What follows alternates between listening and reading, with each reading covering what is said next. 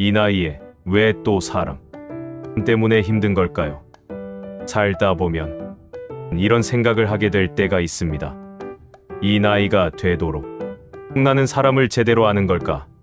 젊었을 때는 몰라서 더 상처받았다고 생각했습니다. 그런데 나이가 들어도 또 사람 때문에 아픈 건 똑같더군요.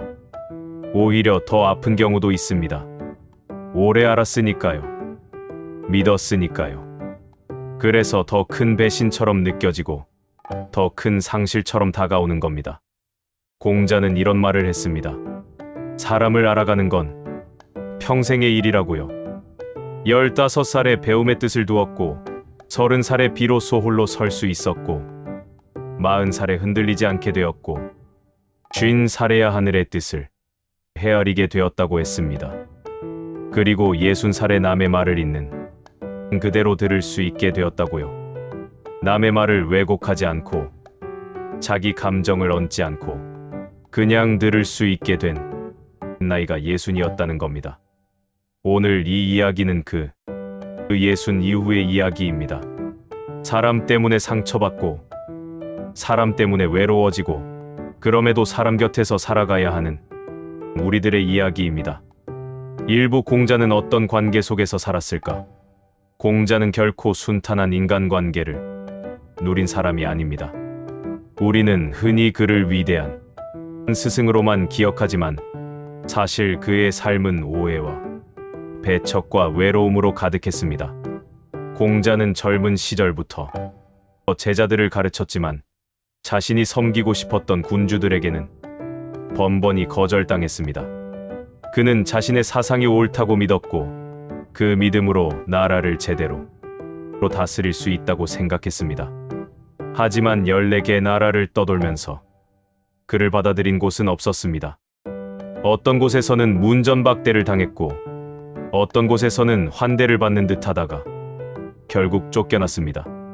그 오랜 여정에서 가장 가까이 있었던 건 제자들이었습니다. 그런데 그 제자들과의 관계도 언제나 따뜻하기만 한 것은 아니었습니다.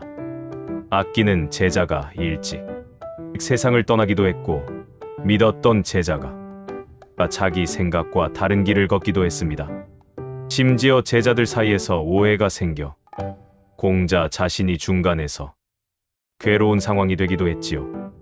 그러면 공자는 그 모든 관계의 어려움 앞에서 어떻게 했을까요? 놀랍게도 그는 관계를 끊으라고 말하지 않았습니다. 동시에 무작정 참으라고도 하지 않았습니다. 그는 아주 조용하고 깊은 원칙 하나를 이야기했습니다. 사람을 가까이 하되 그 사람이 나를 알아주기를 기대하지 말라. 다만 내가 상대를 제대로 알지 못할까 걱정하라고요.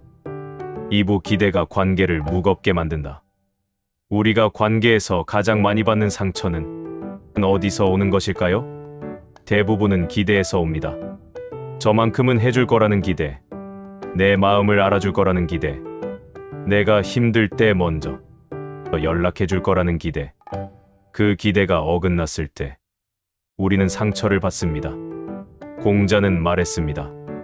남이 나를 알아주지 않는 것을 걱정하지 말고 내가 남을 알아보지 못하는 것을 걱정하라고요. 얼핏 들으면 그냥 겸손하라는 말처럼 들립니다. 그런데 깊이 생각해보면 이건 관계를 바라보는 아주 다른 방향을 제시하는 겁니다. 기대는 내가 상대에게 향하는 시선입니다. 저 사람은 나에게 어떻게 하는가? 하지만 공자가 말한 방향은 거꾸로입니다. 나는 저 사람을 제대로 보고 있는가? 이 두 시선 중 어느 쪽이네? 내 마음을 더 평안하게 할까요? 상대에게 기대를 거는 순간 우리는 이미 상대의 선택에 내 감정을 맡겨버리는 겁니다. 상대가 잘해주면 기쁘고 못해주면 아프고 그러면 나의 감정은 언제나 상대에게 달려있게 됩니다. 하지만 내가 상대를 바라보는 방향으로 시선을 돌리면 나의 감정은 상대의 행동이 아니라 내 이해와 노력에 달리게 됩니다. 기대를 내려놓는다는 것은 관계를 포기하는 것이 아닙니다. 오히려 관계를 더 오래 지속할 할 수 있는 힘을 기르는 것입니다. 삼부 멀어지는 사람을 붙잡으려 하지 않아도 됩니다. 예순이 넘으면 경험적으로 압니다. 어떤 관계는 시간이 지나도 깊어지고 어떤 관계는 시간이 지나도 얕아지더라는 것을요. 그리고 어떤 관계는 아무리 붙잡으려 해도 결국 흩어진다는 것도요. 공자는 관계를 세 가지로 나눠 이야기했습니다. 가까이 하면 이로운 사람, 가까이 하면 해로운 사람, 그리고 겉으로는 구분이 어려운 사람. 여기서 중요한 건 이 구분이 상대를 함부로 판단하라는 게 아니라 나 자신을 지키기 위한 안목을 기르라는 뜻이라는 겁니다. 많은 분들이 이런 경험을 하십니다. 수십 년을 함께했던 친구가 어느 날부터 연락이 뜸해지고 명절에 만나도 예전 같지 않고 결국 아예 멀어지는 경우, 처음에는 내가 뭘 잘못했나 자책합니다. 아니면 저 사람이 배신한 거라고 서운해합니다. 그런데 시간이 지나 돌아보면 그건 어느 쪽의 잘못도 아닌 경우가 많습니다. 그냥 삶의 결이 달라진 것입니다. 공자는 어떤 제자가 좋은 친구를 사귀려면 어떻게 해야 합니까? 하고 물었을 때 이렇게 답했습니다. 진실로 옳은 것을 권하고 잘 안 되면 그만두라. 억지로 이어가다 보면 수치를 당하게 된다고요. 이 말이 처음에는 냉정하게 들릴 수도 있습니다. 하지만 사실 이건 아주 따뜻한 말입니다. 억지로 붙잡을 필요가 없다는 것, 자연스럽게 흘러가는 것을 굳이 막을 필요가 없다는 것, 그것이 나에게도 상대에게도 더 솔직한 방식이라는 겁니다. 사부 진심은 알아보는 사람에게만 닿습니다. 그러면 우리는 사람과 어떻게 지내야 할까요? 공자가 가장 강조한 덕목이 있습니다. 바로 어짐입니다. 진심으로 상대를 대하는 마음 정도가 될 것 같습니다. 공자는 말했습니다.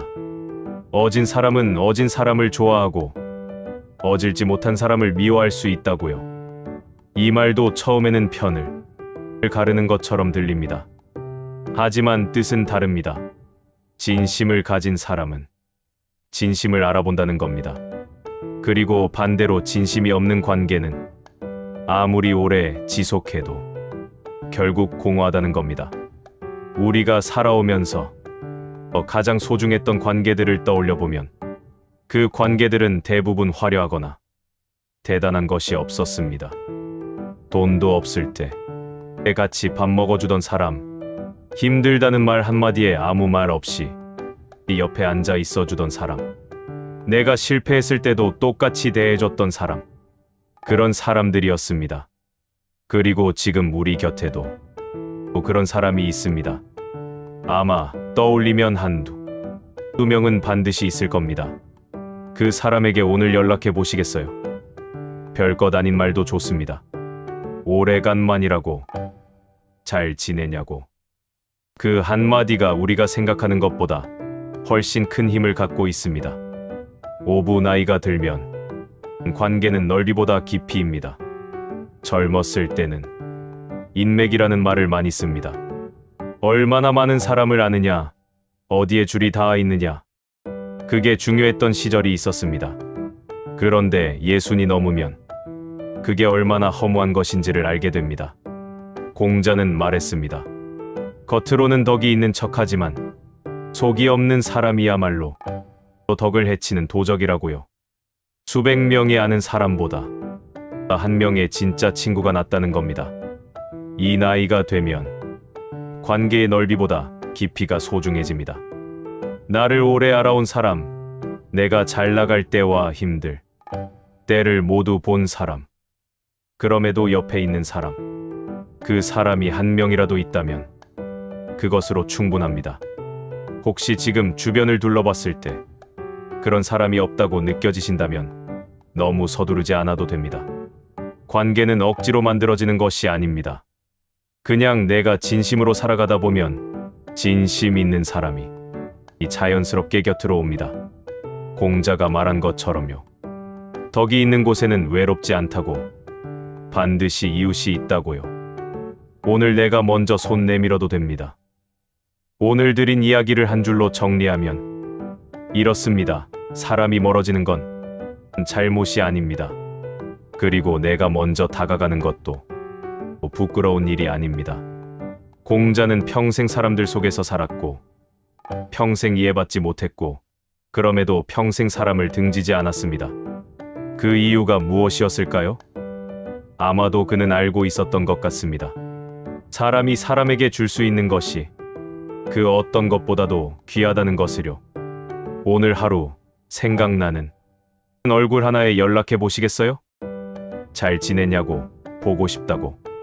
그 한마디가 누군가의 오늘을 환하게 밝혀줄 수 있습니다.